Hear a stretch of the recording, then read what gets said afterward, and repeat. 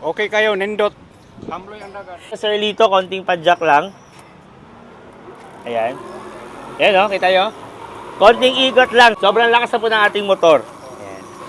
Hello mga pare ko, ayan, papakita natin kung paano gamitin ang ating V-Bike Oxy V8S na binili sa ating Sir Lito. Ayan, so unang-una i-on to gamit ang NFC card. May duplicate yan mga pare ko. Ayan. So meron na siyang rear suspension. Ang upgrade ng ating V8S ngayon is aside sa signal light niya sa likod, is meron na rin siya sa harapan. Pakita natin. Ayan. At napakalakas ng horn yan. Try muna natin pare ko bago natin ipatry kay Sir Lito. Yun o, mismo.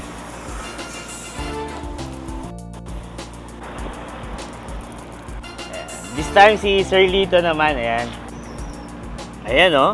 So ang ating V-Bike Oxy V8S ay merong 48 volts and 15 Ah na lithium battery. Ayan. Ayan. So ginagamit ni Sir ngayon ang ating pedal assist. Ibig sabihin habang nagpe-pedal ka, para siyang lumalakas ng 3 to 5 times ang iyong padjak. Ayan. Yan ang tinatawag nating pedal assist mga parikoy.